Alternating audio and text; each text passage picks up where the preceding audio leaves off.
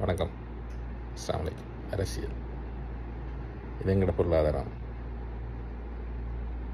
இல்லைன்னு விடத்தடி 6 பொருளாதாரத்தை முன்னேற்ற உடலில் 6 பொறுப்பு கூடணும் என்ற கேள்வி ஒவ்வொரு ஆளில் மனதிலையும் இருக்கும் என்று நினைக்கிறேன். என்ன பொறுத்தளவில் ஓகே, நான் பெரிய ஞானியும் இல்லை, அரசியல் ஆய்வாளரும் இல்லை, பொருளியல் நிபுணரும் இல்லை. இருந்தாலும் அவரவற்றை தோட்டு இருக்கின்றன. அதை வச்சு பார்க்கக்குள்ள ஜேவிபி அவங்களோட செயற்பாடுகள் இளங்கட வளர்ச்சியில் நிறைய எதிர்வினையை தொடங்கிச்சு நான் நினைக்கிறேன். விரிவாக ஒரு ஆளும் தனித்தனியாக கொள்ள, ஒரு ஆள் முன்னேறி போகக்குள்ள, ஒரு திட்டம் வரக்குள்ள அதை செய்யாமாகிறேன்.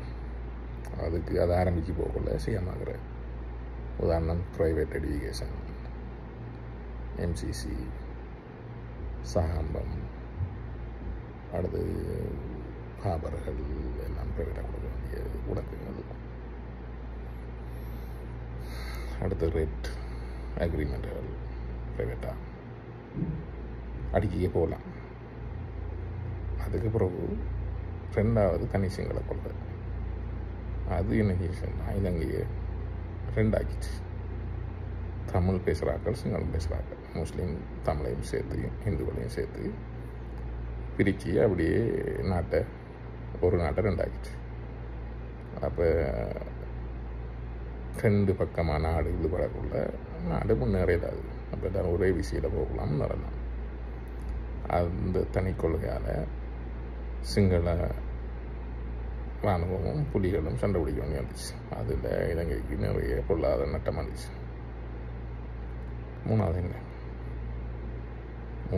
என்ன பொறுத்தளவில் கவர்மெண்ட் ஆஃபீஸர்மார், கவர்மெண்ட் அப்பாயின்மெண்ட், ஸ்டாஃப் எம்ப்ளாய்மெண்ட், அது இலங்கையில் கடன் கூட 14 பேருக்கு ஒரு ஆள் கவர்மெண்ட்டில் வேலை செய்கிறாங்க. அப்படி தேவையான இலங்கைக்கு அதை குறைக்கிறதுக்கு என்ன வழி? அப்படி ஒன்றும் இல்லை நாட்டில். இந்த கவர்மெண்ட் வந்து குறைக்கிறதுக்கு செய்யலை. வாராக்களெல்லாம் அவங்களோட பொலிட்டிக்கல் அப்பாயின்மெண்ட்டில் 1000 பேர், 1,00,000 பேர், 30,000 பேர், 30,000 பேர்னு கொடுத்துக்கு இன்னும் அந்த சுமையை கூட்டி தான் வைக்காங்க. இப்போ 14 பேருக்கு ஒரு ஆள் இருக்கிறது. அனுரகுமாரை போகக்குள்ள ஜனாதிபதியாக விட்டு 12 ஆகிறதா 20 ஆகிறதா என்றதான கேள்வி. IMF என்ன சொல்லுதான்னு சொன்னால் கவர்மெண்ட் ஆஃபீஸ் ஸ்டாஃபை குறைக்கணும். அதுக்கு என்ன வழி? அதை கண்டுபிடிக்கணும். 4வது 5வது எப்படி போகக்குள்ள 4, 5க்கு பிறகு தான் கரப்ஷன் என்னை பொறுத்தளவில். 4வது ரோங் இன்வெஸ்ட்மெண்ட். இப்போ நம்ம கடனை வாங்கி இன்வெஸ்ட் பண்ணலாம். ஒரு ஹாபர் கட்டுறோம்னு சொன்னால் எல்லாருக்கும் தெரிஞ்சு ஒலிவீர் ஹாபர் கட்டினோம். என்ன பயன்? எவ்வளோ காசு போயிடுச்சு. அஸ்ரத் வந்து அவர் தேவையான போட்டை கூட்டுறது கட்டினார். பிள்ளைன்னு சொல்லலை, கட்டினத்தால என்ன பயன் என்று கேட்கணும்.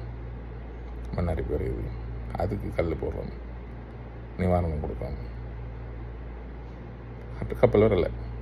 அதே மாதிரி நமக்கு தெரிஞ்சது நான் சொன்னேன், நிறைய மைந்த கட்டின ஹார்பர், ஏர்போர்ட், கிரவுண்டுகள் டிஸ்டர்ப் பண்ணி போகலாம்.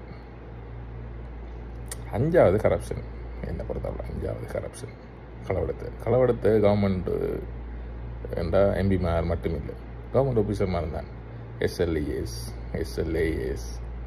அவர் வேறு நான் பெரிய ஒரு படிப்பெல்லாம் படிச்சு போனாங்களே, அவங்க ஃபைலை தயாரிக்காட்டி இந்த எம்பிமாருக்கு களவெடுக்கலா, மினிஸ்டர்மார் களவெடுக்கலா.